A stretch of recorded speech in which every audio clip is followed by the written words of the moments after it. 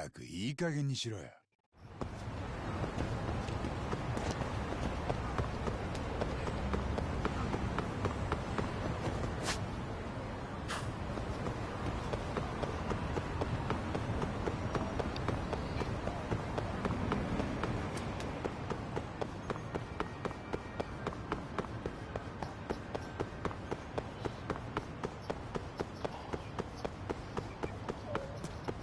Yeah, Origins drop in March. Nah, February, March. Yeah, February, March we hit, man. Everything got pushed back to February. It's a game coming out every week in February. February is just stacked, man. February and the first week of March is stacked. Like it's like 20. Man, I don't even know how I'm gonna do it, bro.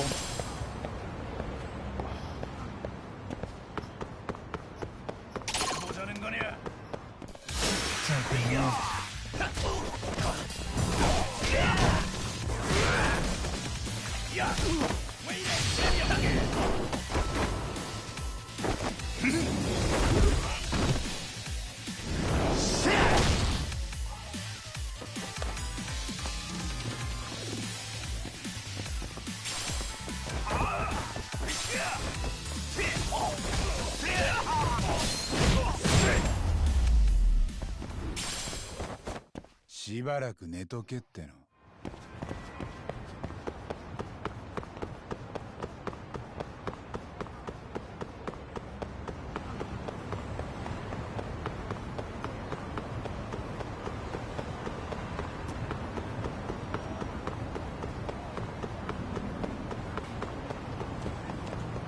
何見てんだ。どうしたの。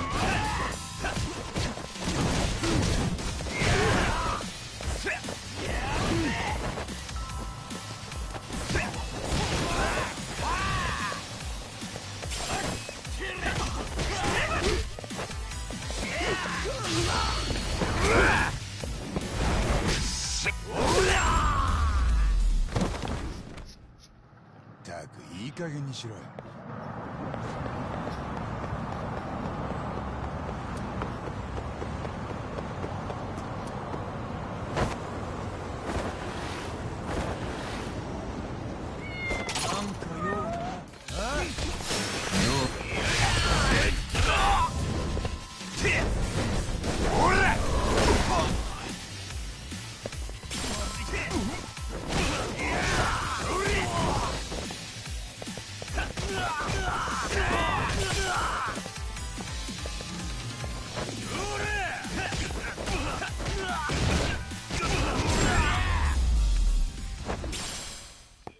たく時間食っちゃったよ。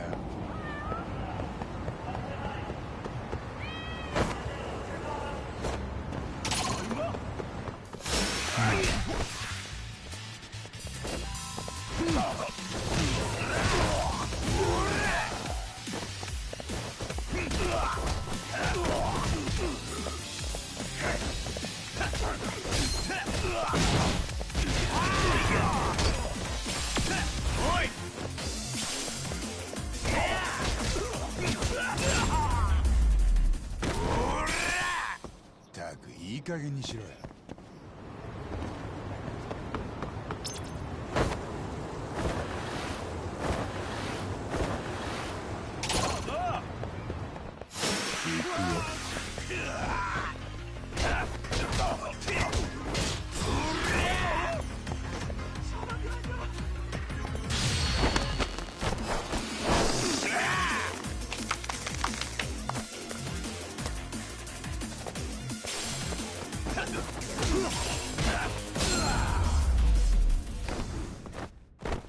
しばらく寝とけっての。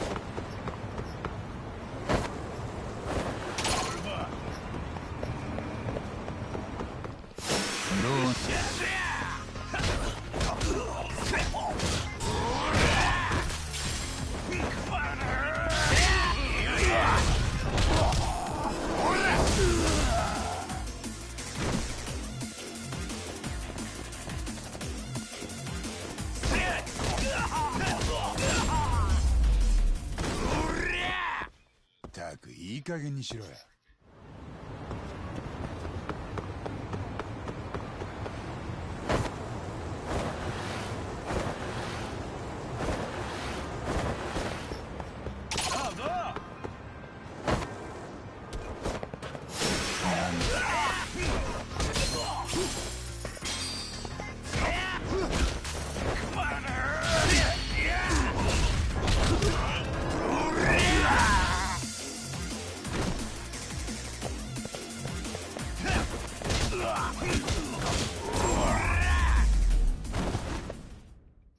ったく時間食っちゃったよ。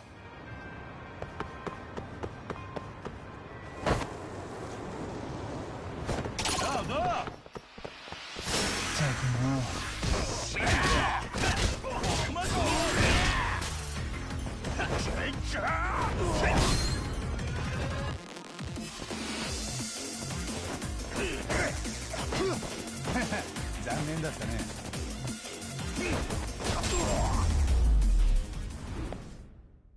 ったくいい加減にしろや。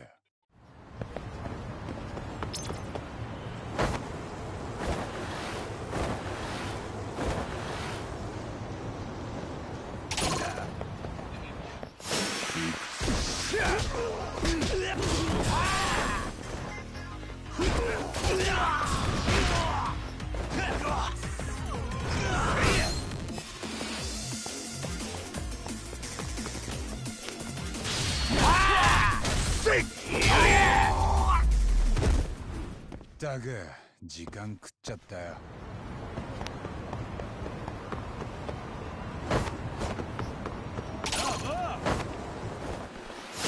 おいよ。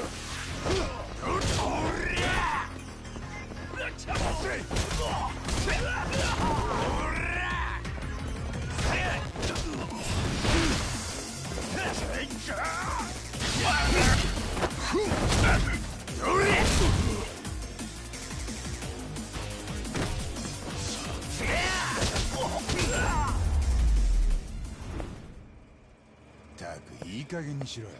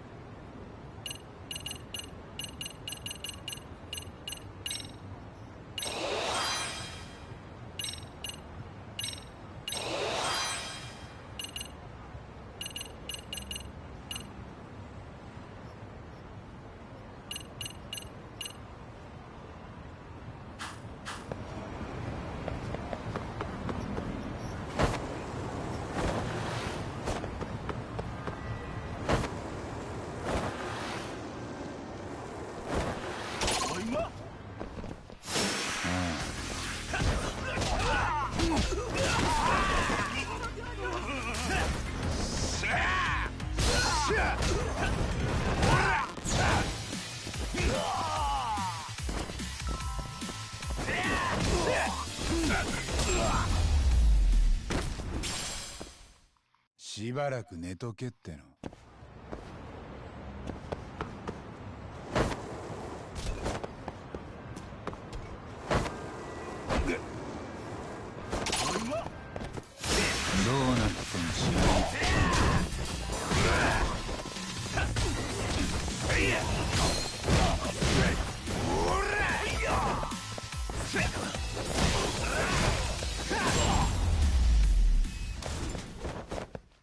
ったく時間食っちゃったよ。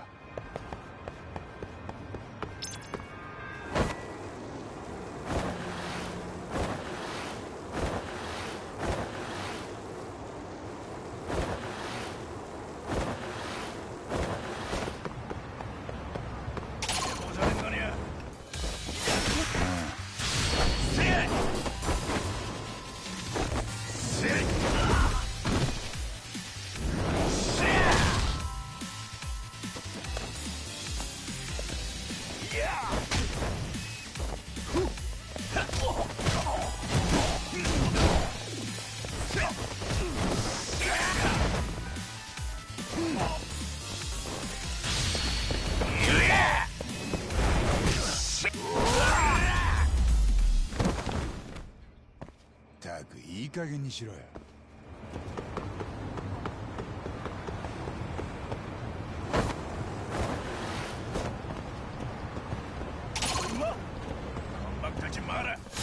どうなってる？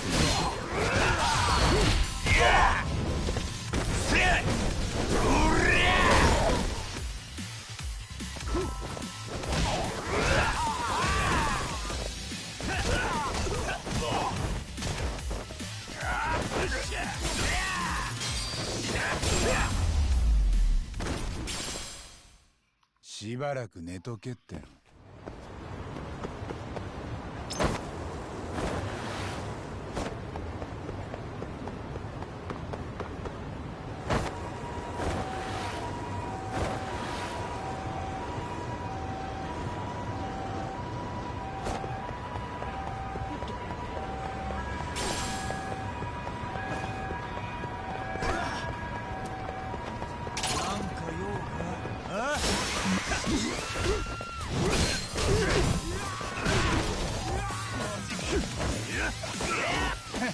残念だったね。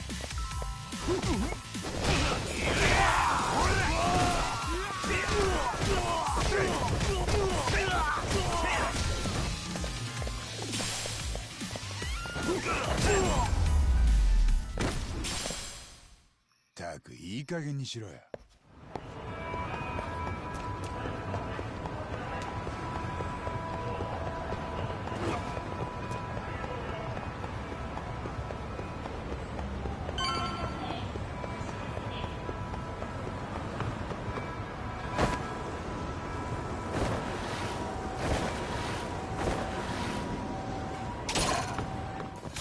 どうなった？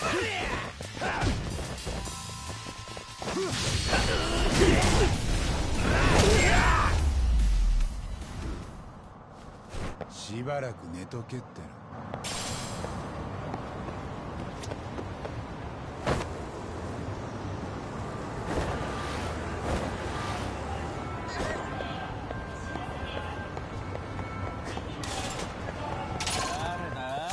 やめとけ。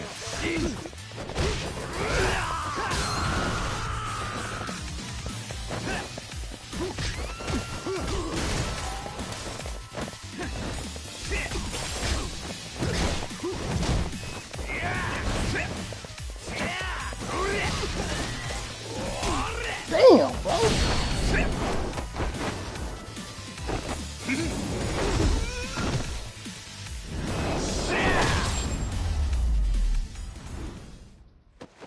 ったくいい加減にしろよ。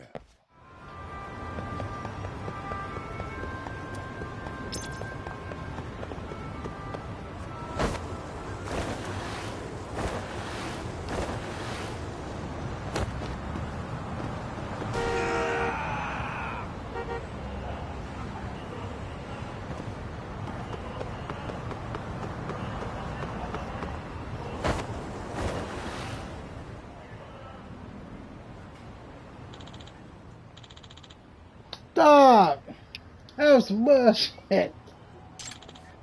Cause you gotta hold the button for the skateboard or whatever. So you gotta hold it. You can't like just click on it. So when you go on the skateboard, he's stuck in that animation.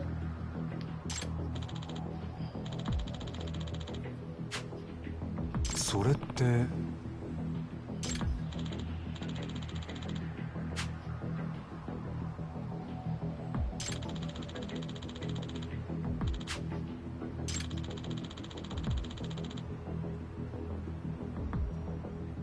Yeah,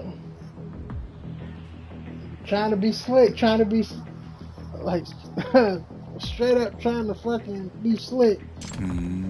Ride a skateboard through traffic.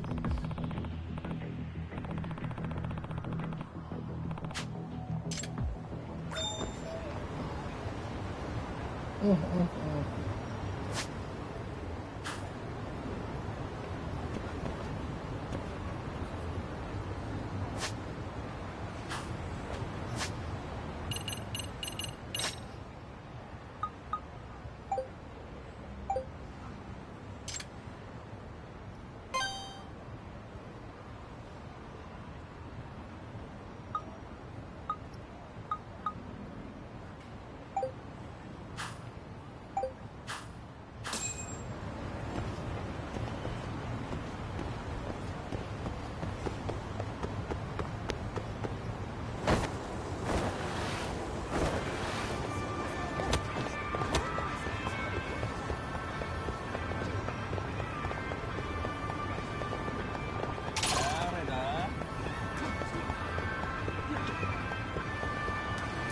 Hell yeah. まだよ。こっからっ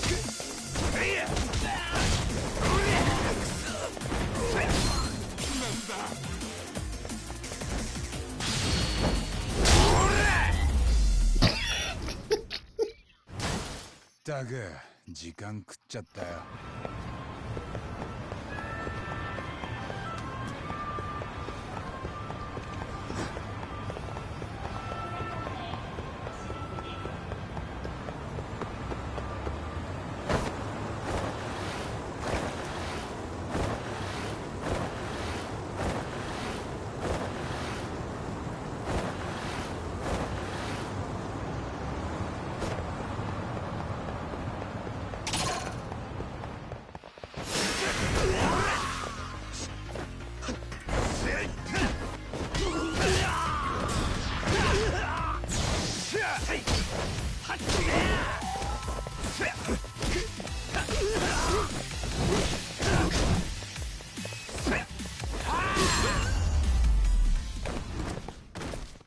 しばらく寝とけっての。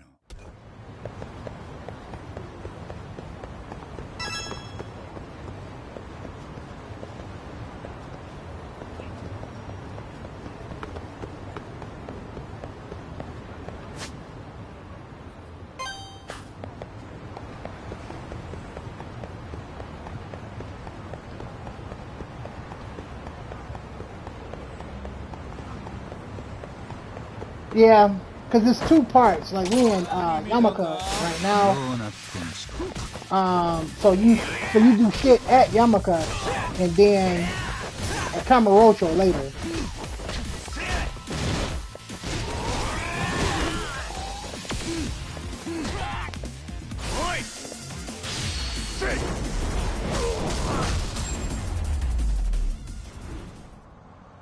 ったく時間食っちゃったよ。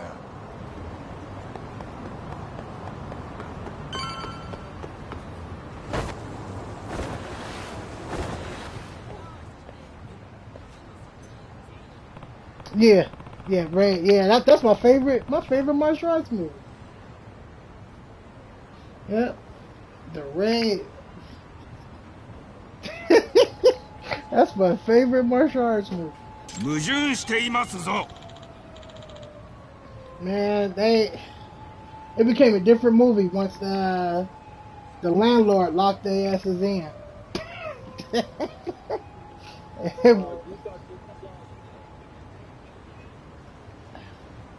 Nah, nigga, you gotta worry about the people that's living there. The people. Yes.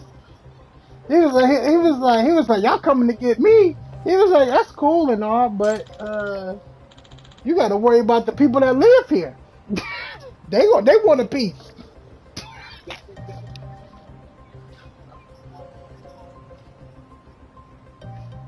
Yeah. Shit, they had to deal, man. I mean, they was dropping like flies, man. If you wasn't cold, and you wasn't on your P's and Q's, you died like the first 5 minutes.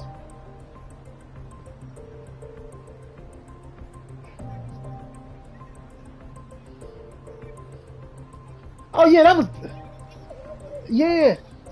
Yeah, the snipers. Yeah, it was the snipers. The snipers killed first, and then the one guy that they was detaining, he had a machete hitting in the table, and so he pulled the machete out, and then the one cop that was down there, he was just like, "Oh man, somebody's bleeding." He was like, "Help, help me!" Before you know it, you look behind him, he got a Glock ready for your ass. So he ended up shooting him. He got on the clown. He like, hey, hey, hey. And he was like 4 or 5 clear. He like, yeah, 4 or 5 is clear. Like I done fucked them up. And then you thought, yeah, yeah, cause they did that on purpose. They was like, cause you know one of your niggas gonna look out the window and we gonna pop his ass, and that's what he did. Popped his ass right in the eye. And then they thought they was going home. No, they shot that truck up. You ain't going nowhere. You here. This is where you wanted to be at? Okay, bet. You ain't. Oi! I mean, they fucked them. They was just reading the paper. All you hear is bullets.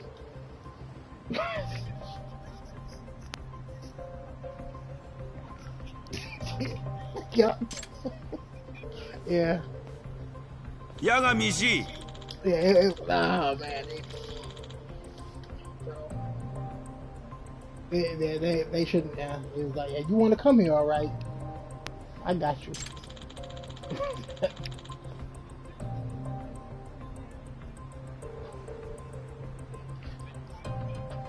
Dog, that was crazy too because they had something for everything.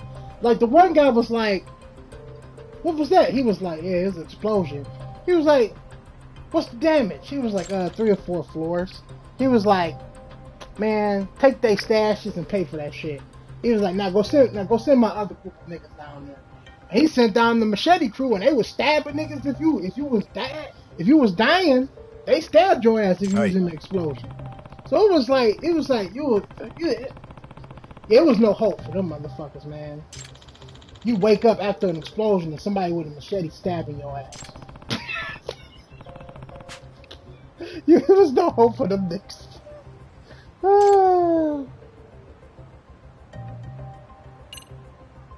Yeah.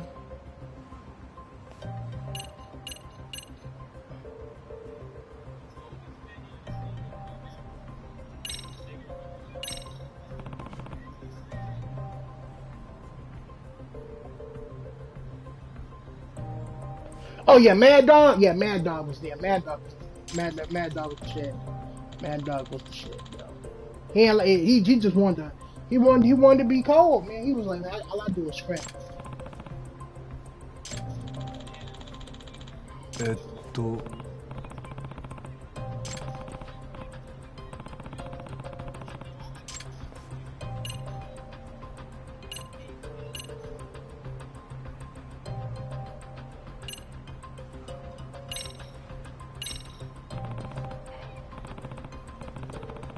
Yeah. Yeah, yeah. Yeah,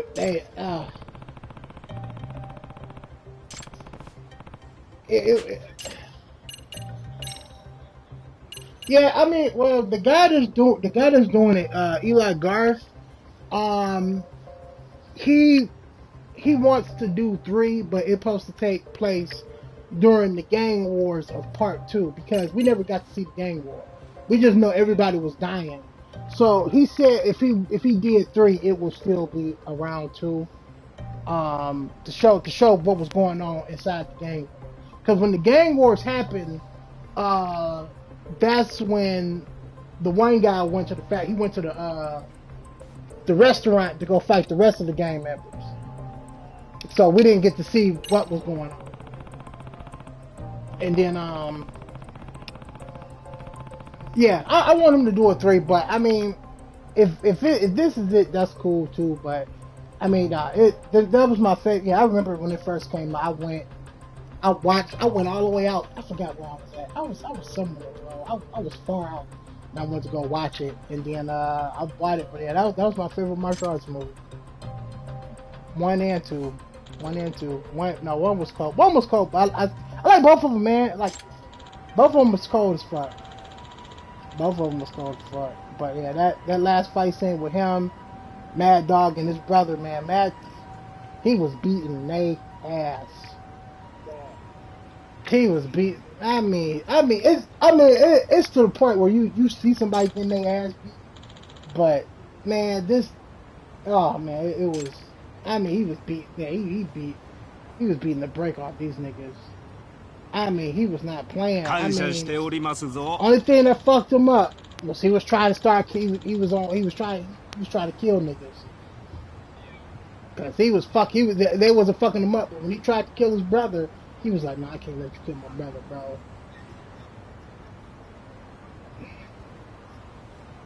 Yep, stabbed him in. Nah. But my man's saw that adrenaline rush. He was pissed. He like, "Nigga, did you just stab me with this fucking light?" He started beating their ass. Dog, he was still beating. Yeah, that nigga was pissed. He was like, "Nigga, this." He was mad. He was mad. Mm-hmm. He was like, "Did this nigga just stick me with a fucking broken light in my neck?" He's like, "Nah, I'm really about to fuck you up." It was like that shit got harder. Like he started beating his ass. He was really gonna kill his brother. He started. He was like, "Nah." He like, "I can't go out like this." I'm like, "Nigga, you stabbed me in the neck." He like, "Nah, I'm really about to fuck you up." But then my man's brother, he got a culture. He like, "I gotta break this nigga down, bro. This nigga, we still about to die." He like, "I just made it worse." Yeah, he had to. He was like, "Nigga, we not getting out this freezer alone, man." He was like, "We about to die." He was like, "I thought I did something." This nigga made it mad. He was mad. This nigga was screaming. He was like, "Raw!" That nigga went to work. He was beating their ass fast. I'm like, "God damn, this nigga's still a problem." He was like, "I gotta break him down." But he was cold. See, even though it was the same actor and he played a different character, he was cold in 2 as well. Two, he was cold as 2 until he got outside. Then the one nigga with the boomerang blades fucked him up. Cause he fucked everybody up in that club. And then he got outside and messed with the boomerang nigga. Yeah, them movies are cold. Man, I love them movies, bro. I love them movies. Like that shit, bro. Man, them bitches. It was that. It's the Raid 2. The same people. Have you seen The Night Comes for Us? Oh, yep. Joe Tyler, Ike Lewis, yeah. Same people, different director. But the same director was he did the choreographing for the Raid. And then his first movie was The Night Comes for Us. So it's technically the same crew. It was the same crew. It was just instead of the choreographer was like, "Well, I'll do mine." No, he wanted to do his own movie because it was technically based off a French comic book. It was based off a French comic book, and then he was like, "Fuck, I'm gonna actually do it." But it's a sequel about the operator because it's him because we know he died. It's just a done deal. He's dead. But it's the operator. They got one called The Night of the Operator. It's the sequel to The Night Comes for Us, but Netflix hasn't greenlit it yet. They haven't greenlit it yet. I don't know what the fuck is going on, but they haven't greenlit it. Yeah, the operator, the girl with the they're hunting them down and shit. Yeah, because they got a deleted scene on YouTube. I don't know why, but they have a deleted scene on YouTube that talks about her story. About why she's trying to go kill all the 60s. And she meets with her dealer and she goes into this bar and she swapped guns. Because, it's ID printing on the guns that she used or whatever. So when she goes to the bar, she throws the bag on the bar and the bartender takes the guns and give her new guns. And then he asks her up front, like, did you find anybody that's 60? He was like, no, not yet. And then it goes off. So it shows that the sequel is about her finding the rest of the Six Seas members and shit. But it's her story because Joe's Tylenol story is over. Like he did what he's supposed to. He fucking But they all got set up, man. That trash shit. I mean, it's yeah. They set them up. They was like, this was planned from the beginning because they wanted to take over. They wanted part of the area. They was like, we really didn't care. He was like, yeah, you knew? He was like, yeah, we knew because we wanted to take over. We came down here to take over because we was like, but we gonna give you a chance. So we was like, we know that's your nigga, but nigga, you want to be a part of the Six Seas because we got to replace Joe Tyler because that nigga went and he saved that kid. We still got to replace him, but we was gonna do it anyway. You know what I'm saying? So it was like, damn if you do, damn if you don't. So they was just like, damn man, like there's nothing we can do. So it was messed up, bro. I mean, story wise, it was messed up because it was like they only joined the Triad because they was broke, and then Bobby stole from the Triad. That's why he had that leg. His leg was messed up because he stole from them. And they was like, well, we have to do something so we don't get hunted down. They was like, well, we got to join the 60s. So it was technically Bobby's fault. Yep. He was, you know what? And his gang, his friends was cold. I mean, his friends was ride or die, bro, including Bobby, because Bobby had one leg and he was fucking people up.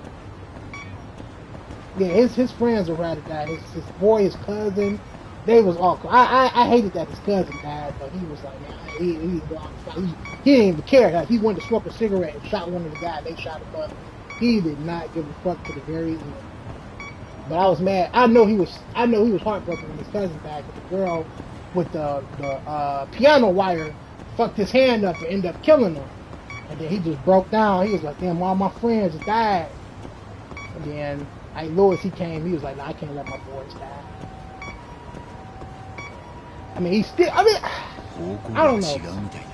I mean, Louis's character in that movie, like, he was just like, I mean, I wouldn't dare my niggas like that. I'd have been like, fuck, we're gonna fight the kids. But, like, cause some shit, it was still suspect. Like, you still gonna fight Joe Tyler at the end, cause you know what I'm saying, cause you wanna be, cause they promised you that you'll be a 6 seeds if you kill this nigga. But Joe Tyler told him up front, like, hey man, it's the same shit. Like that, he like, that's why I left, because it's like, it's the same shit, bro. Like, you gonna do the same shit I am. But he didn't listen because he was young. He was just like, nah, man, I want to be a 6 seeds. He was like, alright, well, you have to beat your ass. Nah,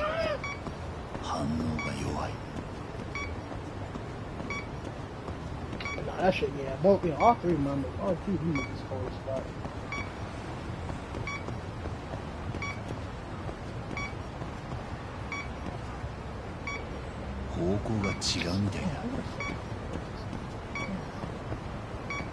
That shit.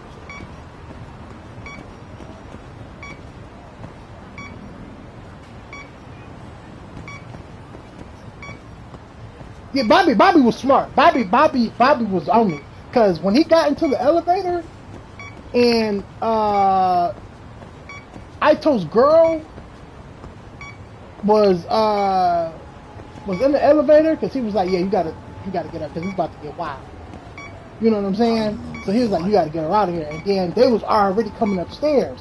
He pushed her out and was like, made it seem like they was breaking up. But he killed all them motherfuckers in the elevator. And then he was like, all right, that butter knife. He killed all the motherfuckers with that butter knife. And then he was just like, you know what? They got guns. I need to get some armor. And that was smart. That was smart. That was smart as hell. You know who I am? I'm wicked bumpy. They was like, blah, blah, blah, blah, blah. He woke up. He fucking and then everybody started scrapping. It was like, it was no hope, bro. Yeah, they yeah, but they was fighting to the end. They was like, y'all coming to get this girl, y'all come on. They gonna fuck you up in this house. And I mean, they went to work. Him and my man, him, Bobby, his best friend and his cousin, man, they went to work, bro. They went to work in that room, man. I was like, man, you would not want to be in that room.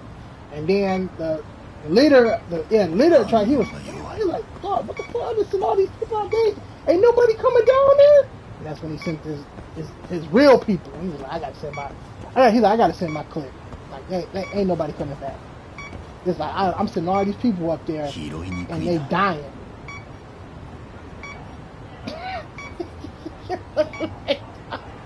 I would have been mad as hell too, man. I would have been mad as hell too. Yeah, that movie too cold, man. Him fucking what was the one nigga's name? The guy that the dude that had his money. That shit was fucked up too, man. Like that nigga was like, yeah, you know who got your money, right? He was like, oh man, he was like, you gotta go to the meat factory to get your shit. My man's gonna shoot his ass. He's gonna shoot his. He's like, you ain't getting your money back. You know, I'm about to blast you. He's like, I already know you want to shoot me. Bust his nose open, and then he's like, let me take you in the back, show you my butchers. And then all of a sudden, his butchers, all them got their ass. Yeah, that movie was cold too, bro. I love that shit.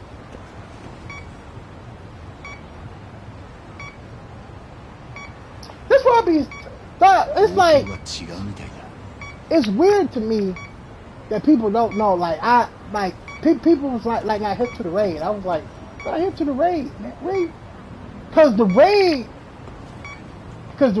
was like it stepped the bar up on martial arts movies, because it was like only thing that was fucking with raid at the time, you had to go all the way back into like the 80s to go watch like Hard Boiled. You know what I'm saying? Like shit like that was fucking with the raid, but no. Yeah, they set the bar. They set the bar too high. But I was like, God, I'm like, you don't know about the raid? I'm like, that shit cold. That was my favorite martial arts movie. I love that shit, bro. Like I said, I bought both Blu-ray. I was thinking about buying them again, but I was like, I was gonna buy the collection. Be like, fuck it, I just want to have it, because these movies so damn good. Yeah, that was my favorite martial arts movies. Them two, the raid, yeah, Ike Lewis, he did that. He did this other one called Matayo. It's his very, very first martial arts film. Matayo was good too. Matayo was good. Yeah, Matayo was good. It's his very, very, very, very first film. And it's good. It's good as hell. It's not as good as the raid, but it's still up there. It's still up there. It's got a lot of cold fights. Mad Dog is in it too. Yeah, Mad Dog is in it too. Yeah, it was fighting in the elevator. They was scrapping. They was scrapping in the elevator. Small ass elevator scrapping each other. Yeah, it's called Matayo. About him, he's going Indonesian people believe in like Matayo, where once you're at a certain age, they send you leave the village and you go actually like go become a man or some shit. And so so he went to go find his Matayo, which that's technically what it is. Like, all right, you grown enough to go be your own man, so you gotta leave the village and go become a man. And then this other one that he did that was really good called Headshot. Headshot is good too. Yeah, Headshot is good too. It's got the same cast. Yeah, same shit. It's really good. But yeah, Matayo is Ike Lewis's first martial arts film. That shit cold as hell.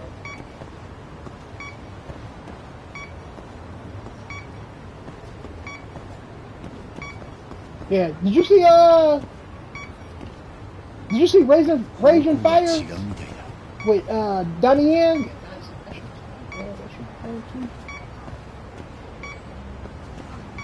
Yeah, that shit cold too. But yeah, that Battalion Code, Battalion Code is fun. It's got a lot of cold fights.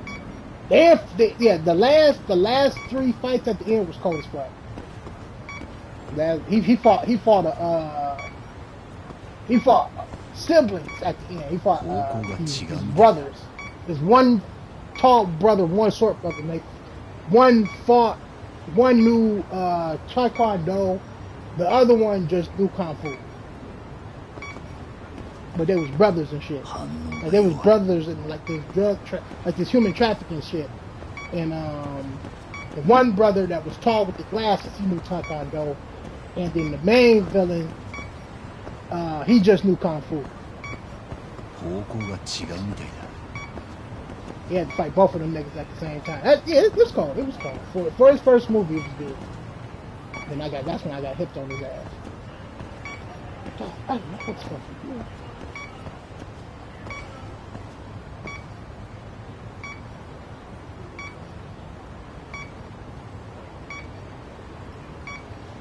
Are you saying Killers?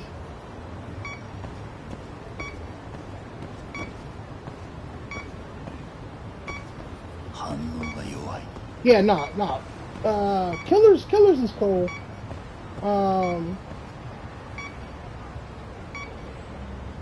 Yeah, Killers was cool, but yeah, Mateo, Mateo's right up there.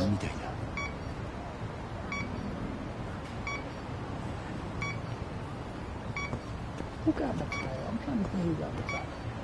I think Amazon might have it.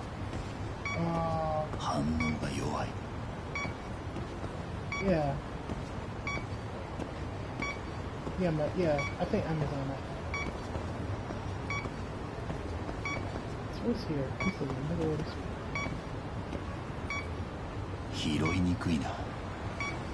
Yeah, I heard. Yep.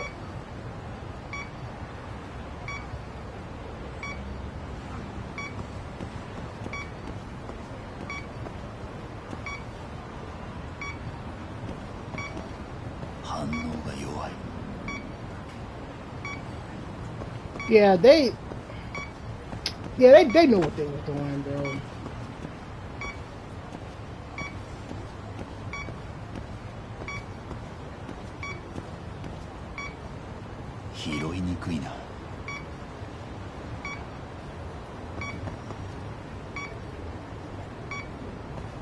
Yeah, it's because of that Scarlett Johansson shit. She's still mad about how her movie was, and she was just like, no, my movie should have been, you know what I'm saying? She wanted Avengers money, but they was like, no, where's she going to Disney Plus because we under a pandemic? And she took that the wrong way. She was like, no, I want my movie to be at the theaters so people can die.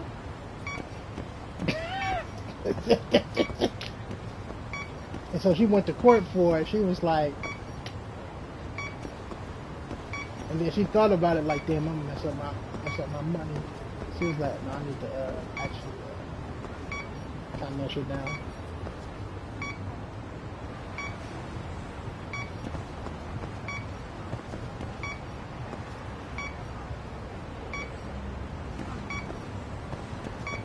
Yeah.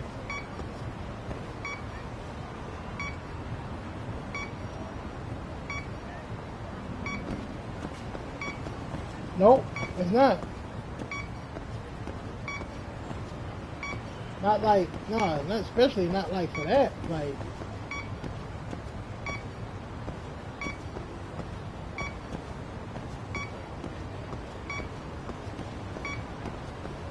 they're gonna put it, yeah, it's going on Disney Plus. It's a wrap. It'll be at the theater. Once the January hit, it's going on Disney Plus. It's gonna be like the same thing as Shang-Chi. It's the same way.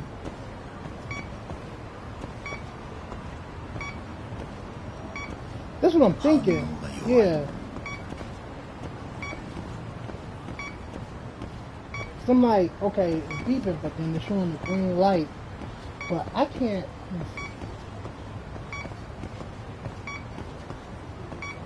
Yeah, it might be. If it was green.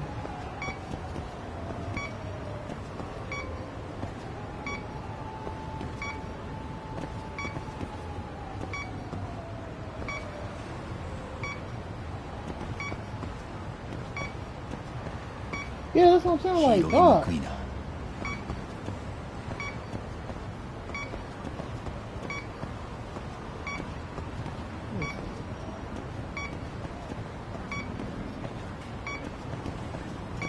Yeah. 反応が弱い。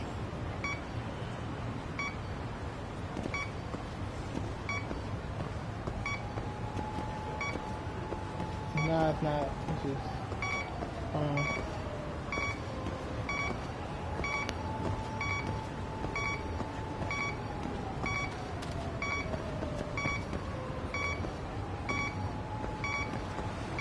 so it is the strap.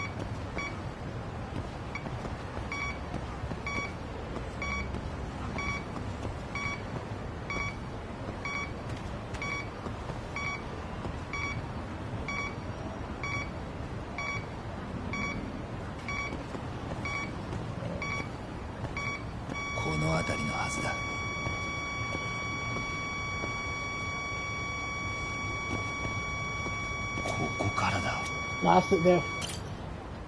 Okay, yeah, it's there. Yeah, that shit was like, shit was going nuts. I'm like, what the fuck?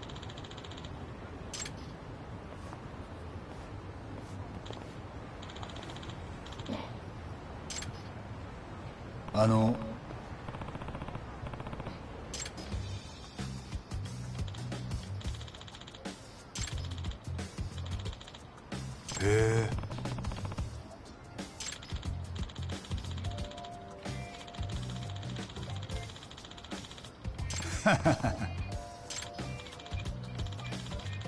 Yeah, this is the second one. Yeah. Now the second one is about somebody got murdered pretty bad. Like what happened was in Yokohama, it was this guy. He went to jail for because you can go to jail in like certain places in Japan for like groping or whatever. So you can do like month in prison or whatever for doing some shit like that. But yeah, but what really happened was he had went in the front of the trial and told people like, I guess you didn't know there was a dead body across the street from this high school. And they was like, what do you mean? And he was like, somebody was brutally murdered and they've been dead for like 2 weeks. So all of a sudden these firefighters went in there because they seen some smoke in this abandoned building, and this guy was decomposing to the core. Like he had maggots all in his body or whatever. But you could tell he was brutally beaten, and then they slit his neck. And so now in this story, we're trying to find out who did it because it was on the net. It was like on the internet. So in this one, Yagami is in Yokohama because this is where it happened. So in Kamurocho, everything is straight. So now that's why we going to two different spots because the guy that told how everything happened is in Kamurocho, but the person that died is here. But I think that the people in school or whatever, it's a teacher that knows like what's really going down, like what really happened to this guy, because he used to be a student at this high school. So, but when you go down there, when you get there for the beginning, they got, because Japan has a problem with bullying. So you got to deal with that shit. So, you dealing with these bullies and shit. But some of the kids are in the gang. So they be trying to jump your ass and shit. So you be fighting like these kid gang members and shit. Yeah, so we calling you old man and shit. They be like, what the fuck you doing here, old man? and then you got to fight these kids, and you got to fight. I think the last fight I was in, these kids are bad because they pulling out like tape cutters, uh, wrenches, and chains. They fighting dirty, and like, yeah, they yeah, they dirty. Yeah, they using all types because this one kid you have to fight. He threw an eraser at you, but this eraser had like some of this chemical stuff in it, and you couldn't see, so you had to jump out the window because he had a box cutter on him, so he was trying to really kill your ass. Yeah, we had a whole box cutter trying to kill you.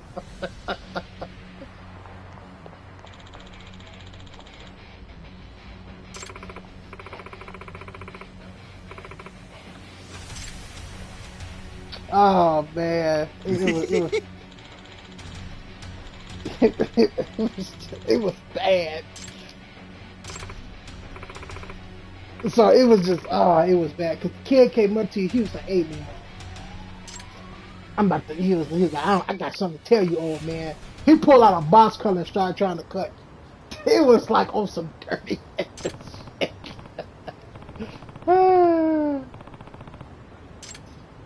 Like I was like, damn, like these kids are bad as hell. And it's like they jump you 20, 30 feet. Yeah, when they come out, that kid, yeah, they have baseball bats. They try to jump you in the basketball, the court, the basketball court. It's like 20, 30 deep, and they all got weapons. Somebody had like a home taser.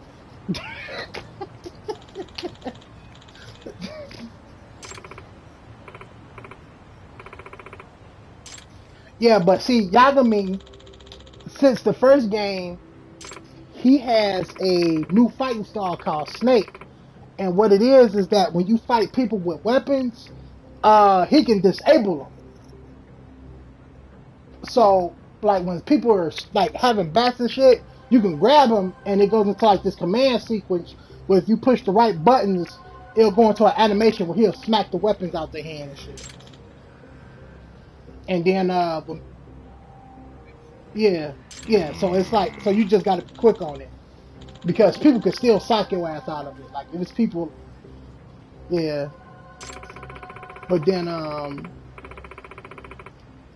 they have like a little. They have like they added some Metal Gear Solid shit on here too, where you try to sneak into these buildings, and if you get caught, they got these animations where the guys will beat the shit out of you, and then they go game over. That should be funny as hell.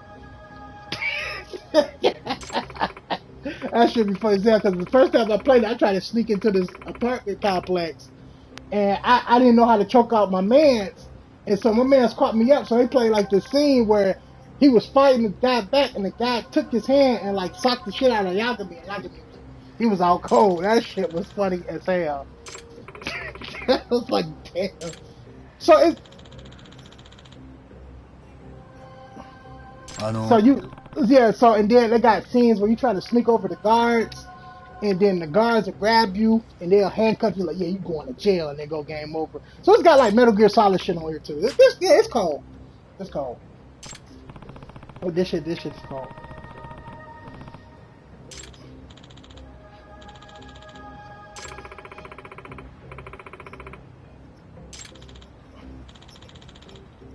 Dog, that shit, that shit was. My man's caught me on some bullshit. I was mad as hell. My man's caught me on some bullshit, bro. I was like, what the fuck?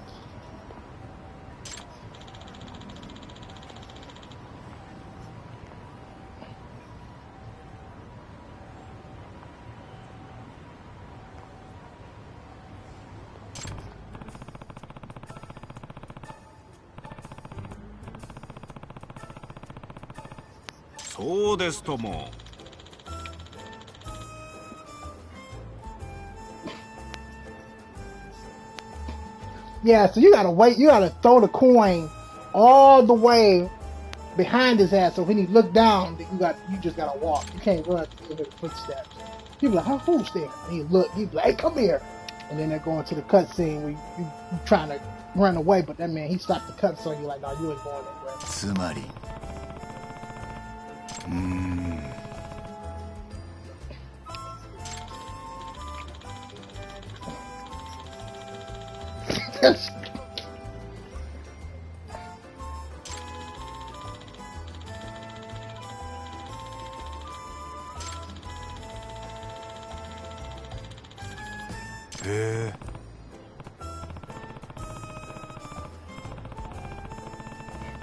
Yeah, he done made it, man. Yeah, made it. But see, he hang out with nothing but celebrities, though. Yeah, he hang out with nothing but celebrities, though.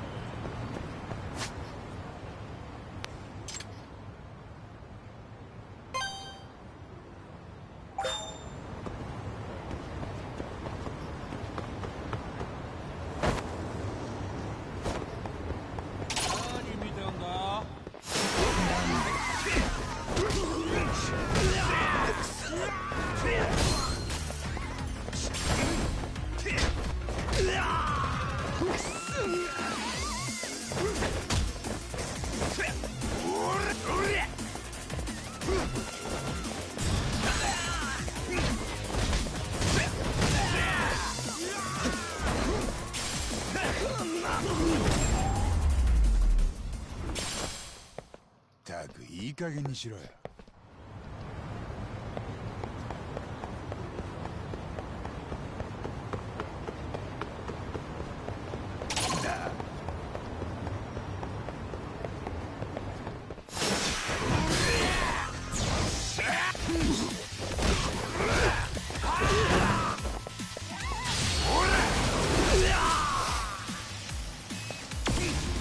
からでも来な。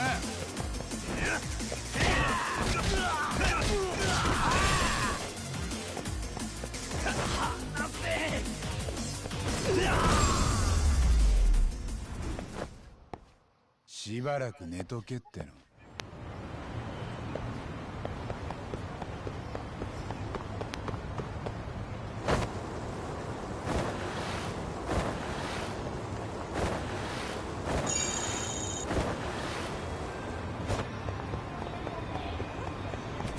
I feel like I bought that thing where if I break a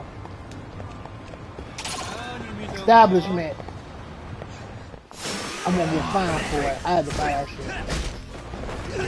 Getting the fights in this motherfucker, I'm always breaking shit.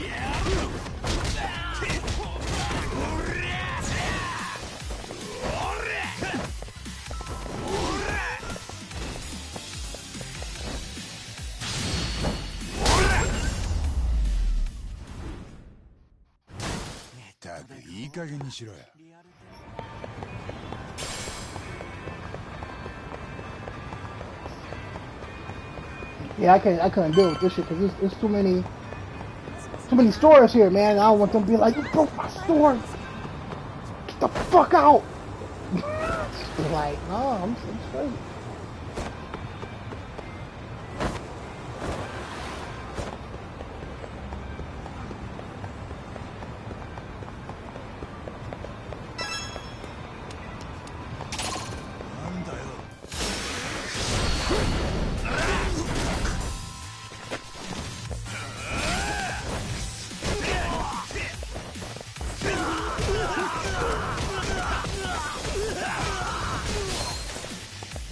Yeah.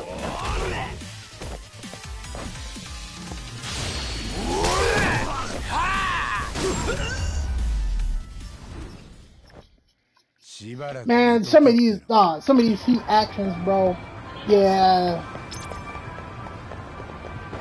I'm like, you know, they feel like beating somebody's ass, man. There's some of this shit is like brutal. It's like, yeah, you might be dead, bro. I don't think you're getting up.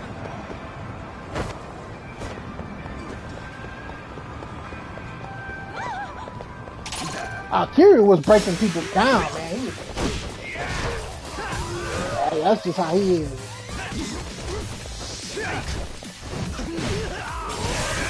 See, like that shit, see, I would have got it. They would have got. Oh no, hell no.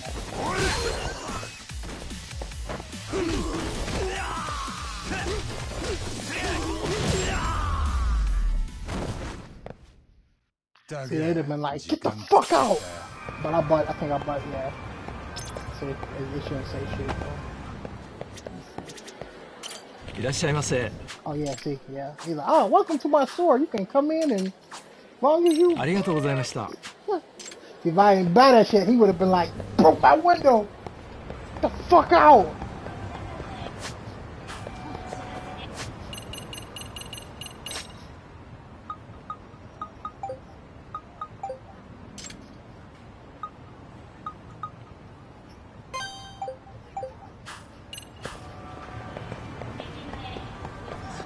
Hell yeah, I already know they would. Shit, they like, man, what the fuck is wrong with this motherfucker?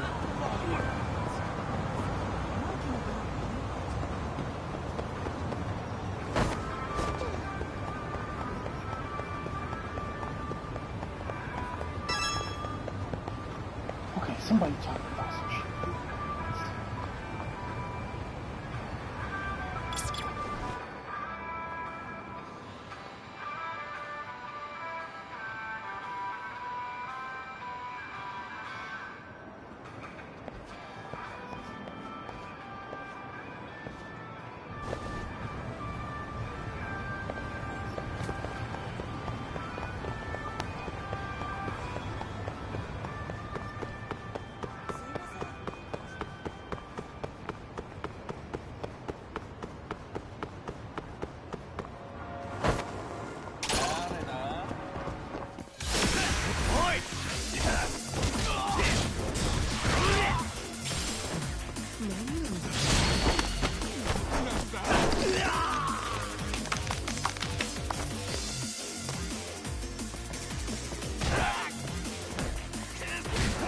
Oh shit, this motherfucker hit me in my eye.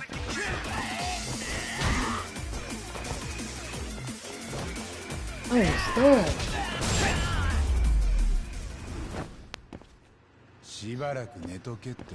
My man's was like, nah, motherfucker, I cheat. Hit me with some pocket sand.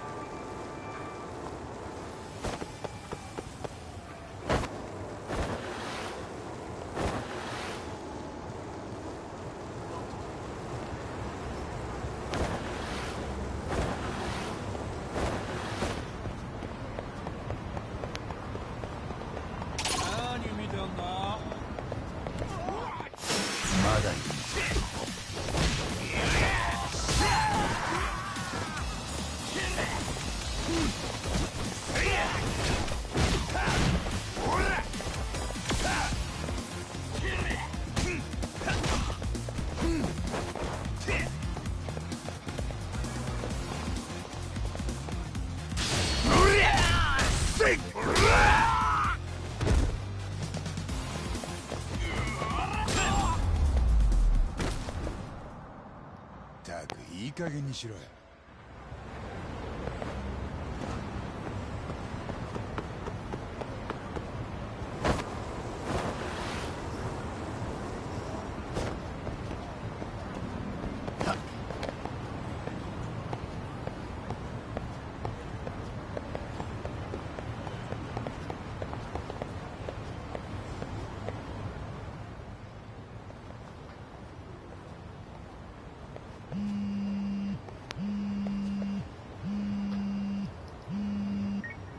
もしもし。白崎です。八神さん、今大丈夫ですか？ああ、こっちもそろそろ電話しようと思ってたとこ。あとそういえば沙織さん、神奈川県警の渡辺刑事って。ええ、その人なら例の痴漢事件について聞きに来ました。なぜか江原を事情聴取できないのでと頼まれて。警視庁のせいだってさ。連中としちゃ自分とこの警官が殺人犯と関係してたかもしれないんだ。それを神奈川県警だけの手柄にはさせられないんだって。なるほど、そういうことでしたか。沙織さんは次江原と接見する予定は？こちらの準備が整い次第と思っています。その時は八神さんも同席してもらえますか？ああ、こっちからもそれを頼もうと思ってたんだ。ただその前に俺も江原のこと調べないとだな。Out of the Yakuza games, it's between Majima and Kiryu. I like Majima, man. Majima's story was crazy. In Zero. And then I was happy that we could actually play them in Zero and Kami too. So it's Majima. It's got, yeah, it's Majima. よかった。八神さんも来てくれるなら心強いです。Even his brother called his head too. Even though what he did to his brother was scant. 痴漢事件の資料も持ってきてくれる？現場見ながら大体の流れを聞けると助かる。もちろんです。But I do like Kiryu. Kiryu went through some shit, man. He went through some shit. I think Kiryu became like my favorite. It was in 3. It was in 3 when he fought SWAT. That shit was cold as hell. That shit was cold as hell.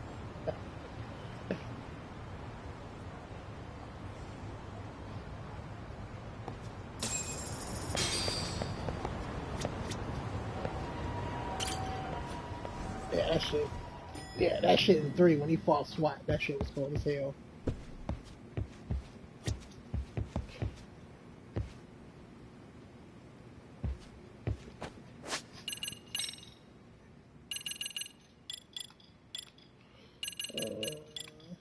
Tiger is straight. I do need DK.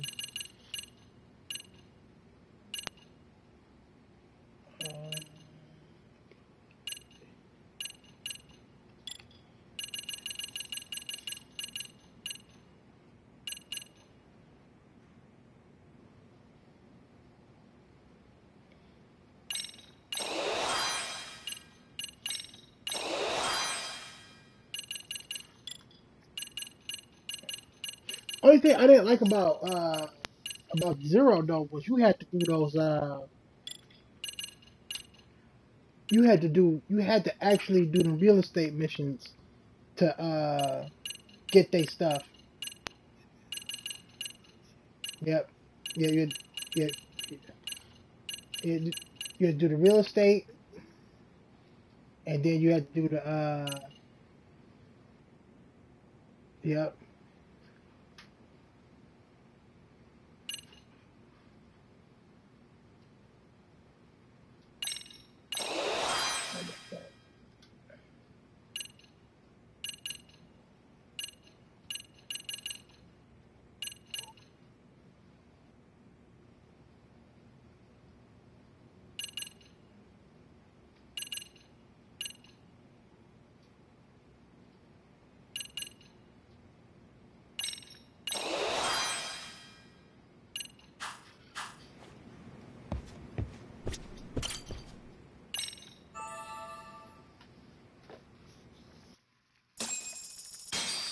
Yeah, the cavalry club, you could tell that's Majima was he was straight pimping, bro.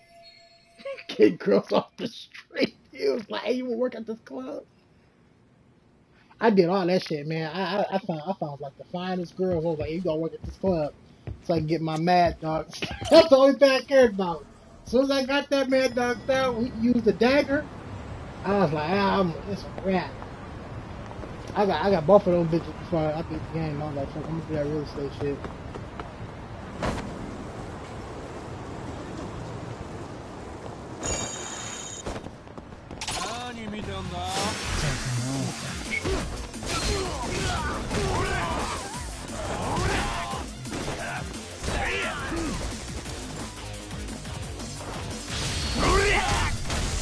Yeah!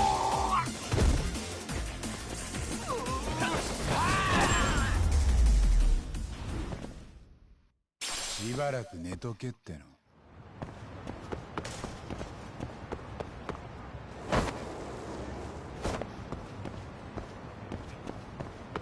誰だ？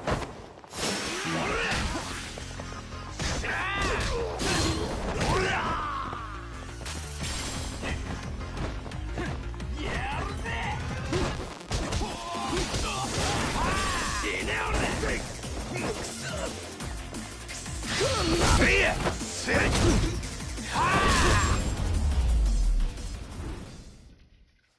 ったく時間食っちゃったよ。ムカつくわ。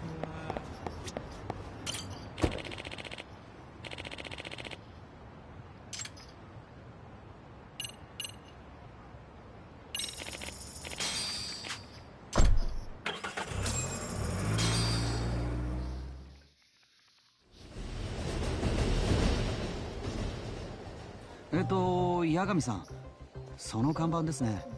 事件前、江原はそれにもたれかかっていた感じです。そうそう、そんな感じです。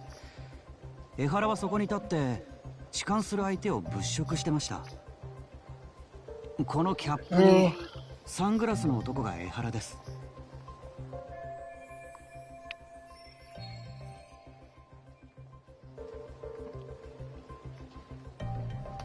江原は結構長い時間このホームにいたんだって。ええ、改札を通ったのが事件当日の午前7時43分でした。防犯カメラにも映っていますし、彼の交通系 IC カードにもその入場時刻が記録されています。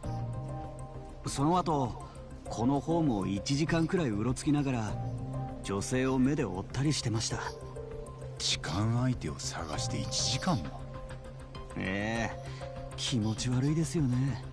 その江原の映像を撮った防犯カメラはあれか。そうですね。そして9時6分、江原はこの被害者女性に目をつけ、新宿駅に向かう電車に乗り込んでいったんです。ピンクのカーディガンの人？白いスカートの。そうです。間宮結衣さんという OL でした。6歳になる男の子の母親です。そしてさらに電車内の防犯カメラでも2人の様子が捉えられています。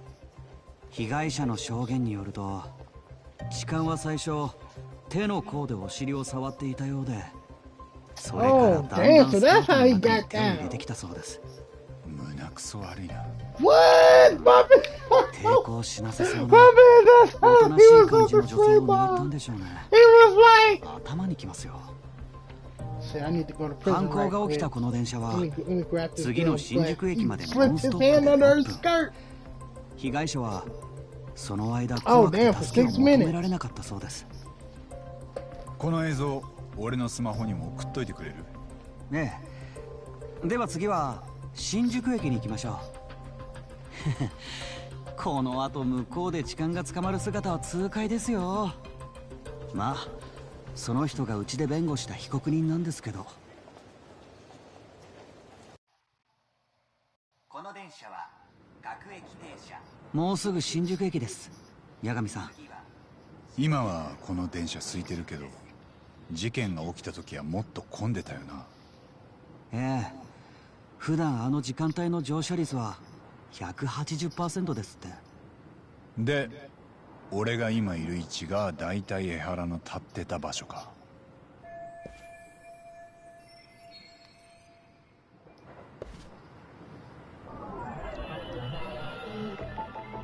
ん？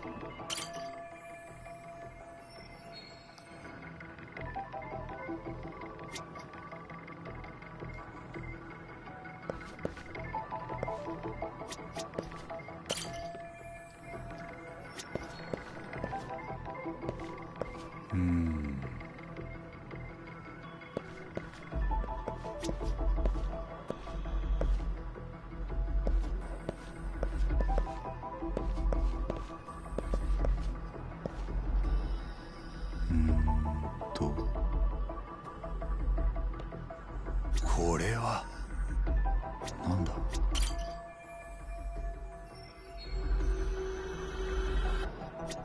これは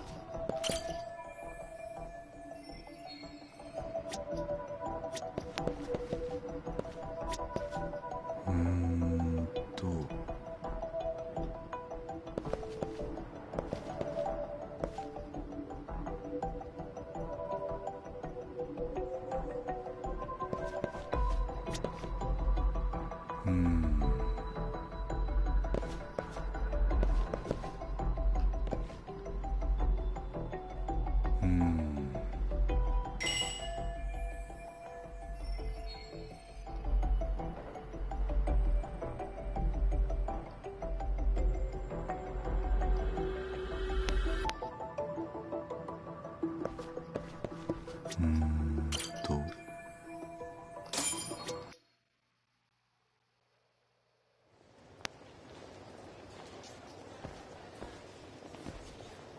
江原と被害者が電車を降りたのもホームのこの位置です。被害者の間宮さんはこの駅に着く直前、スカートに入っていた痴漢の手首を握り返しました。そしてその手の主をはっきりと見たんです。じゃあ間違いなく痴漢の相手を特定できたわけだ。ええ、それに江原の手からも間宮さんの下着の成分が微物検査で採取されてます。で、被害者から逆に腕を掴まれた江原はすぐにその手を振りほどいて慌てて逃げ出しました。電車を降りた江原はホームをひた走ります。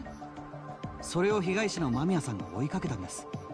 周りの人に応援を頼みながら。ああ、そこから先の映像はお茶の間に何度も流れてた。そうですね。ここまで証拠映像が揃ってると弁護の余地なんてないですよ。防犯映像はテレビで流されてた以外にもあるのかな？ありますね。ほら、今僕らにレンズを向けてるのだって1台だけじゃないです。ワンサがあります。確かに。で、最終的に江原が取り押さえられたのは向こうにある階段の手前です。そうだ、ホームの見取り図がありますよ。事件の時、江原たちが電車を降りたのがここで、取り押さえられたのがここね。この距離はだいたい100メートルです。江原も被害者も人をかき分けながら走っていました。現場は大混乱。江原が取り押さえられた後も安全確認のために20分ぐらい電車を動かせなかったんです。なあ、この見取り図に防犯カメラの位置と向きを追加できる。ねえ、できますよ。じゃあ江原が捕まった地点に向かいがてらカメラの位置もチェックしていきましょうか。江原が取り押さえられたのはずっと向こうです。八神さんは防犯カメラの位置を見つけたら教えてください。僕の方でパンツに書き入れていきますよ。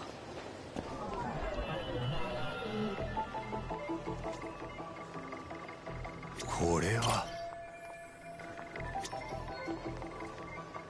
なんだ？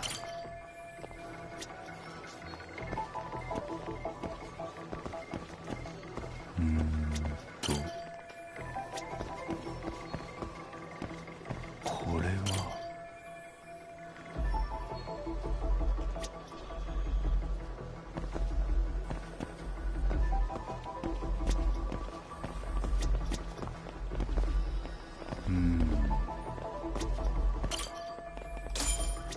今近くにあるカメラは全部チェックできましたね。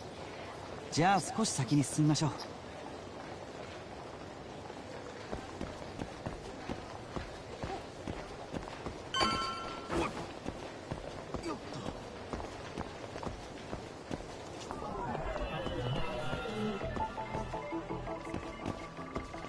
なんだ？怪しいな。He definitely knew what he was doing because he ran into every single camera. どこだ？ He wanted to get caught.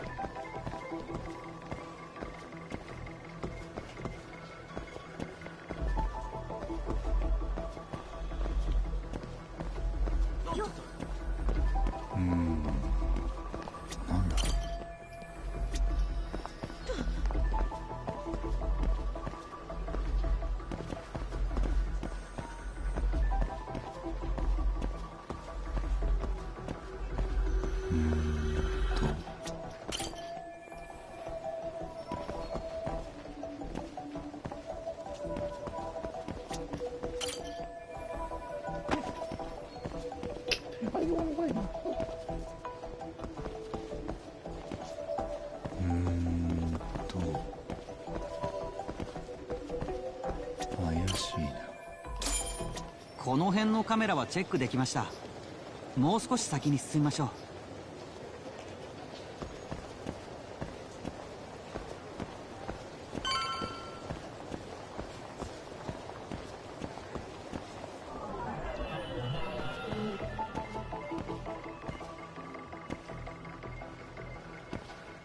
なんだ？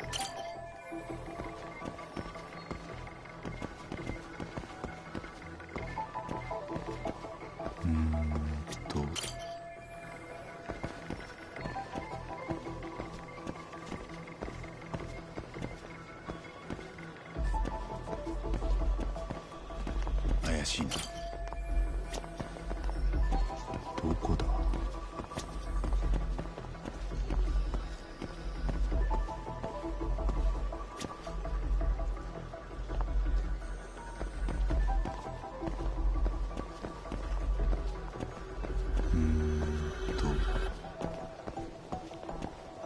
なんだ？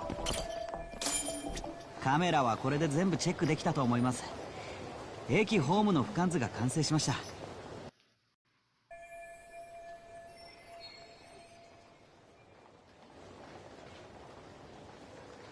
ここに今防犯カメラの位置とレンズの向きを加えてみます。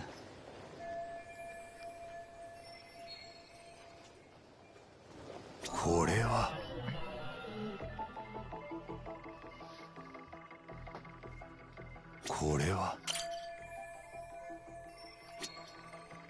怪しいな。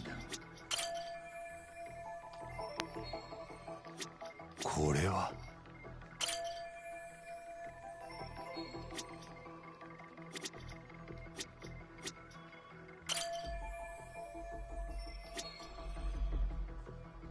これは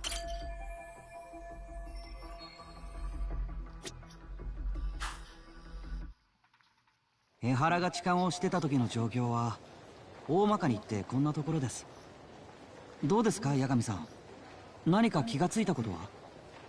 江原も被害者の間宮さんも普段からこの時間の電車を使ってたのかな。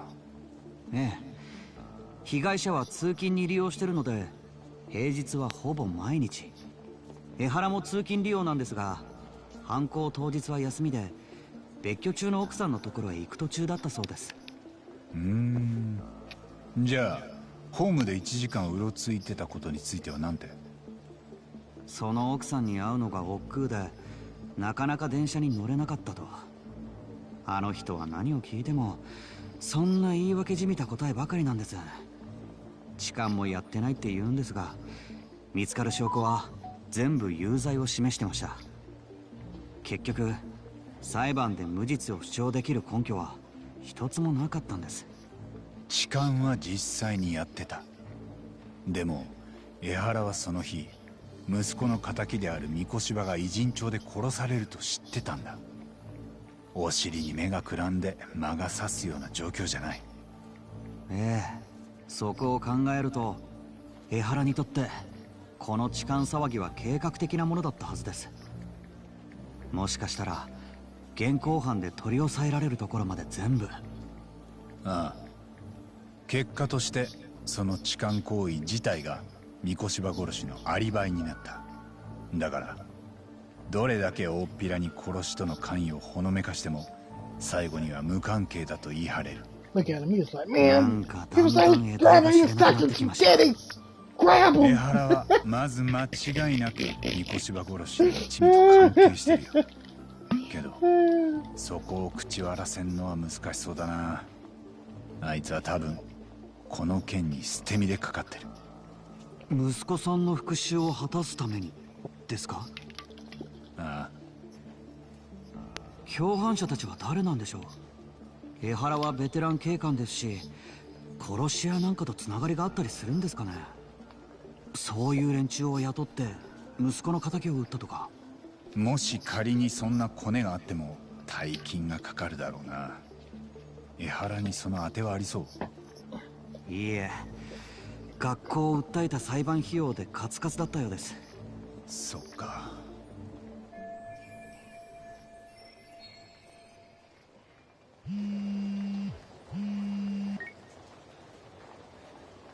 もしもし、白崎です。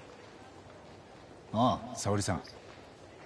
江原との接見を予定したいんですが、明日構いませんか？場所は東京拘置所、現場事務所からタクシーで向かいます。分かった。明日だね。なら俺は一旦偉人帳に戻るよ。何か向こうにやり残しが？うん。今回の件で江原が何したにせよ、動機はやっぱり4年前の息子の自殺だ。その時本当に三越場のいじめがあったのかはっきりさせたい。でそれを聞くべき相手は偉人帳に心当たりがあるんだ。わかりました。ではそちらは八神さんにお任せします。うん。それじゃあ明日。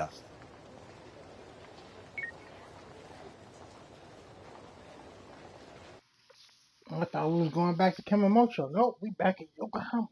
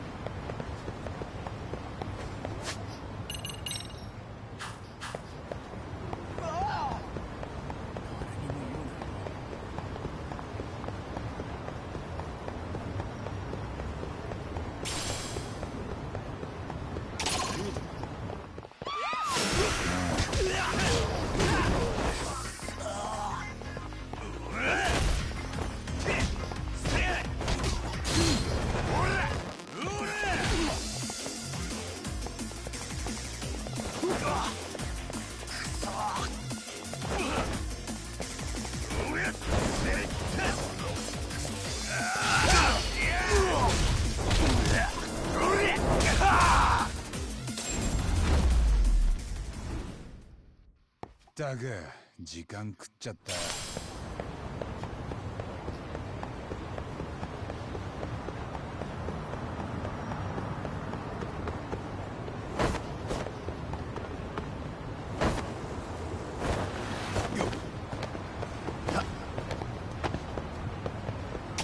何見てんだ。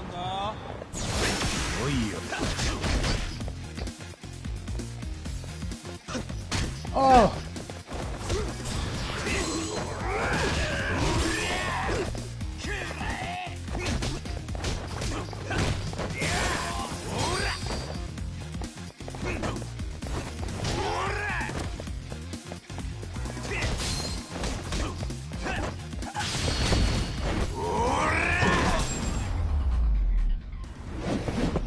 ったくいい加減にしろよ。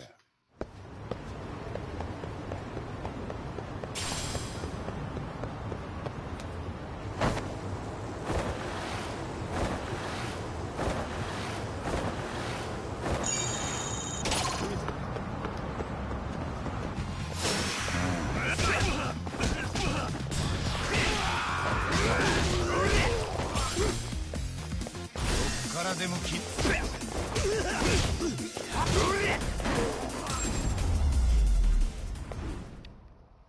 ったく時間食っちゃったよ。な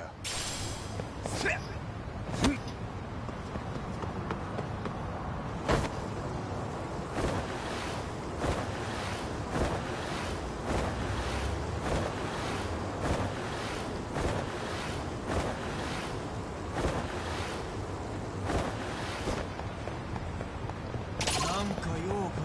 あ？ま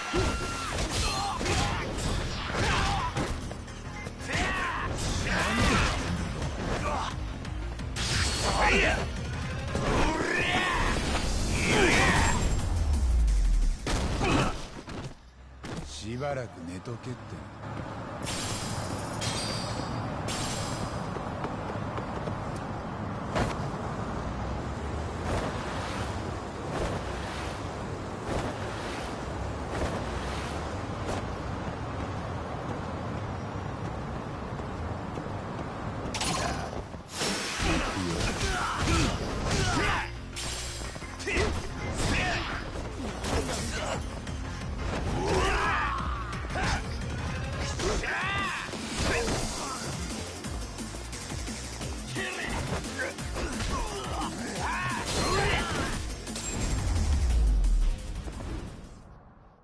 ったくいい加減にしろよ。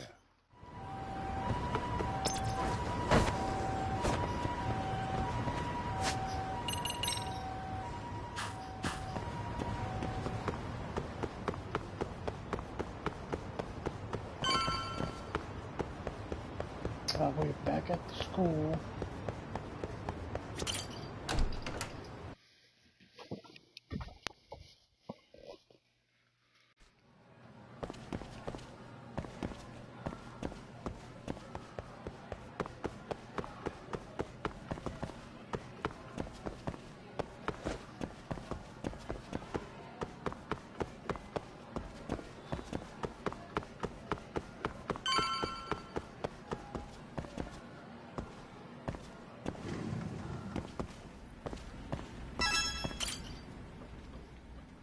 Oh no, she hates the shit out of us. 沢先生。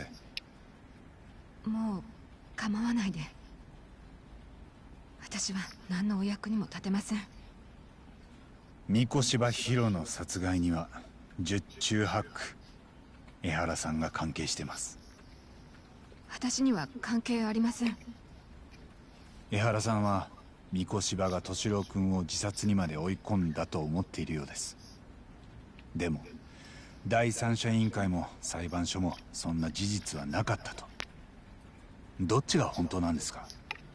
先生ならきっとご存知ですよね。教えてもらえませんか？4年前三越柴と敏郎君に何があったのか。知りませんって。私は何も。俺は明日拘置所にいる江原さんと話をしに行きます。え？昨日は三越柴が殺された現場を見てきました。彼は殺されるまでにひどい暴力を受けてました。なぶり殺しです。両手の指を折られて、その後喉を切られて殺されました。そんな。Oh, now you want to talk after all his fingers got broke and they slit his throat. You want me to add that they whooped his ass before they did everything else?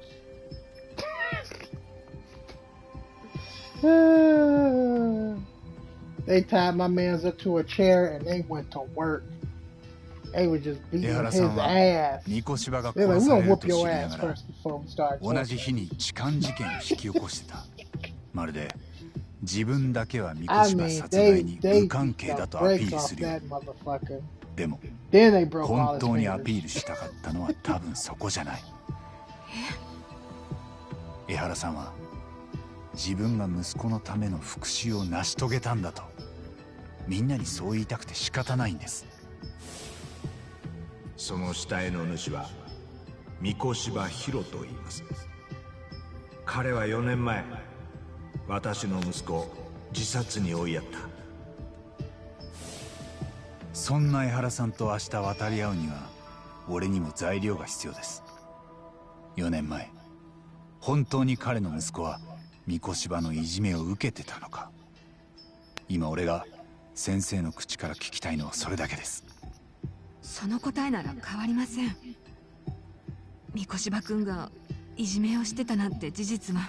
待ってください先生。失礼します。あ、ちょっと。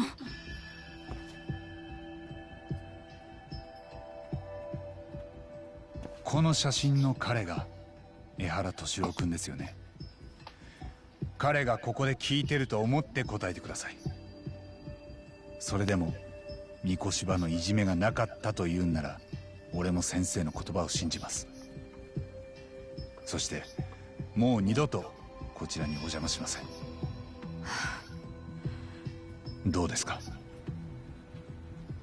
She was like, he was bullied. He was beating his ass. 4年前私は英語教師になってこの学校に転任してきたばかりでした。早く馴染もうと努力していてやっと周りの顔と名前を覚えてきた頃です。放課後この屋上で一息入れてたところに敏郎君が逃げ込んできたんです。どうしたのって聞いたら人差し指を立てて、よく見たら鼻血を出してました。そしてその後三越柴君が敏郎君を探しに現れたんです。私は見てないよと答えました。だって敏郎君の表情が状況を全部物語ってたから。三越柴のいじめを受けてたんですね。その後敏郎君から聞きました。三越葉君たちと一緒に学校を出ると遊びのお金を払わされるんだって。彼らも初めは冗談半分だったらしいんです。敏郎君がクラスの平均点を下げたからお詫びにクラス全員にジュースをおごれと。でもそれに三越葉君は味を占めたようでした。彼は成績が良くて補習してやると言っては取り巻きと一緒に敏郎君を連れ出し授業料を取ったんだそうです。お母さんが働きに出てる日は敏郎君の家にも押しかけていき、夕食にと置いてあったお金も授業料として何度も取った。そして敏郎君はお金を払えない時学校で殴られたりトイレで土下座をさせられたんです。誰もその様子を見てなかったんですか？少なくとも私たち教師は。生徒らの中には見てた子もいました。それで私は彼らの担任の先生に報告をしたんです。敏郎君から聞いたことを全部。その先生はベテランで私よりもずっと経験豊富な学年主任でした。そしてこう言ったんです。3年生はもうすぐ卒業だ。もう学校が騒ぎ立てる時期じゃないと。ありそうな判断ですね。実際成績優秀な三越葉君をいじめ加害者と名指しするには証拠がありませんでした。敏郎君の話を裏付ける客観的な証拠が。でもやっぱり何か介入して手を打つべきだったんです。私にはそれが分かってなかった。先生、結局私がやっていたのはなるべく校内で敏郎君が一人きりにならないように目を配ることだけ。それは彼にとって何の役にも立ってなかったんです。だから3学期が始まる最初の朝、敏郎君は自分の部屋で首を吊りました。ドアノブにタオルを引っ掛けて。それであなたが三越場を問い詰めた。敏郎君をいじめてたんじゃないかと。Oh, what the fuck? So my man tied a towel around the doorknob and choked himself. 三越葉君はいじめなんて知らないと言いました。さすがの彼も動揺していたようです。ただ私はいじめの調査に第三者委員会が入ると聞き、すぐに実態が明るみに出ると思いました。生徒たちから無記名のアンケートが取られたんです。そこに見たままを書き込んだという生徒も少なくありませんでした。けどその後の裁判でいじめの事実は確認できなかったってことになったんですよね。そういうアンケートがされたんなら事実確認できたはずじゃ。いじめを調べた第三者委員会は直接当事者たちに聞き取りをしたわけじゃなかったんです。おまけにアンケートを取りまとめたのは例の担任でした。ところが彼はいじめを見たという回答を全部握りつぶしてたんです。自分がいじめの報告を受けたのに黙殺してたと知れれば責任を問われるから。それじゃあ何のための第三者委員会なのかわからない。ネットには校内のいじめを指摘する声もありましたがほんのわずかでした。敏郎君の父親は都内に別居、母親も日中はお勤めされてて学校の内情に詳しくありません。そこにつけ込んであの担任はいじめはなかったと押し通したんです。校長にも理事長にも言わずに独断で。そして第三者委員会は三越葉君たちが卒業する直前いじめの事実は確認できなかったと調査結果をまとめました。なんだよそれ。日本では今小学生から高校生まで子供が年間300人自殺しているそうです。そのうちいじめが原因とされるものは 3% 以下。敏郎君のケースはそこに含まれないと判断された。第三者委員会の報告に江原さんは納得できませんでした。それで星稜高校に訴えを起こしたんです。敏郎君の自殺に対して損害賠償を求めると。裁判は長引いて私にも証言台に立つ機会が回ってきました。もちろん私は敏郎君に聞いたまま全てを言うつもりでした。でもその時あの担任が学校側の弁護士を連れて私に何を証言するつもりか問いただしてきたんです。自分に都合の悪いことを言われちゃ困ると。ええ。アンケート隠しがあったことは私もその時初めて聞かされました。あちらも私を味方に引き入れるために全部さらけ出すしかなかったんです。そこまで追い詰められてたんでしょうね。私は敏郎君にいじめの相談を受けたただ一人の大人でした。彼はご両親にも最後まで言えなかったんだと思います。でもだからこそ敏郎君がいじめを受けていたという客観的な証拠は何も残ってなかったんです。彼の相談を録音してたわけでもありません。私自身が実際のいじめを目撃したこともなかった。するとそれを知った学校側の弁護士は私にこう言いました。法律は疑わしきは罰せずだと。確実にいじめを立証できないのであれば三越場君の名前を出すべきではないと。そして逆にいじめはなかったと証言するよう言われた。ええ。先生にとって難しい判断だったと思います。私は証言台で事実を言うべきでした。でも別の日にはやっぱり他にどうしようもなかったと思い直してしまう。今日までずっとその繰り返しです。ただ自分が 100% 正しかったと思えた日はありません。その後アンケートを握りつぶした担任はもうよその学校に行きました。今もどこかの教壇に立っているはずです。そうでしたか。私にその先生を責める資格なんてありませんけど。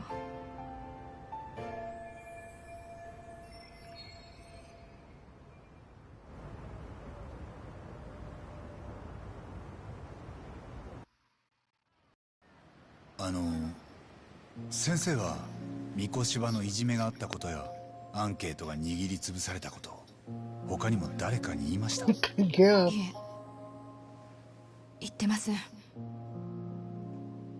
八神さん、 But 私ね、 thing is, she knew all this 自 shit 分 was が学 going 生だった down. 時にも目の前でいじめがあったんです。男の子が同級生たちに追い詰められて But see, Japan always had a problem with bullying, where it led to this type of shit. It's always been like that for years. 13年経った今も昏睡状態で So す。 none of this surprised ず me っと for 眠 real. ったままその子は、みつるくんはこの Like 先 it's 目を覚ますかどうかも completely わかりません。 There お母さんが because 一人お役所に勤めながら一 it's 生 led 懸 it's 命 led 育て to て that. た So の they're に、 like, oh man, I don't want to go back to school, I'm gonna get Okinodoku bullied. And then その they 時の just 担 go 任 through は some crazy shit. みつるくんがいじめられてるところを見てもやりすぎんなよと見過ごしていたんです。後で世間のバッシングを受けて教職を追われました。なのに敏郎くんの件では誰もが責任を免れた。私も含めてです。誰かが責任を取らなきゃいけないとしたらその一番手は三越場です。江原さんもそう考えたんだと思います。子供の頃私は無邪気に先生になるのを目指してました。みつるくんのことがあってからは使命感すら覚えました。 Yeah, and he might be out for the count. 私には何もできなかった。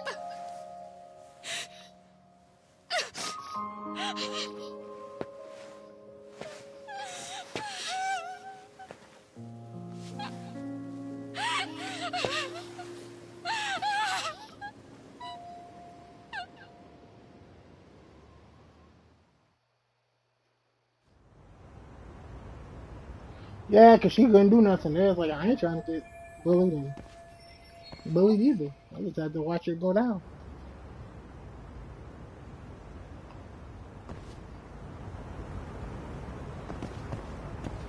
Yep.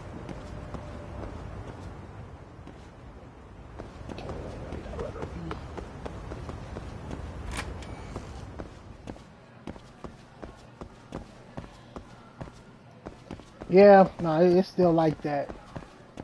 But I think it's a little, well, it's kind of the same. It's just the mindset is different over there still. It's like, here, you know what I'm saying? Usually we have periods like, you better man the fuck up. You know, you see what I'm saying?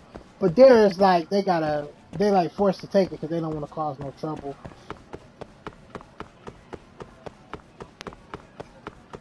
Yep. Because I'd have been like, I'm about to beat your ass too.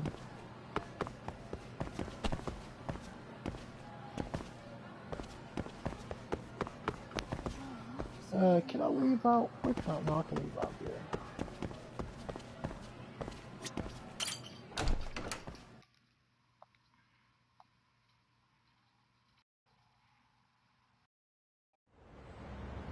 Yeah. I'm about to, actually about to save. That's what I'm about to do. I'm about to take my ass to bed.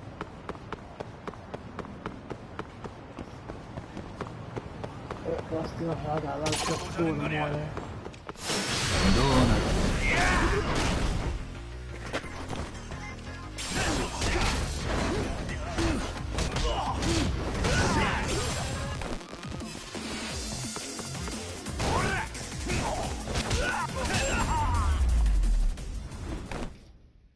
だが時間食っちゃったよ。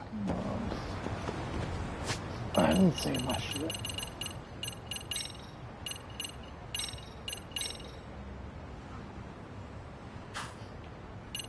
Take my ass to bed.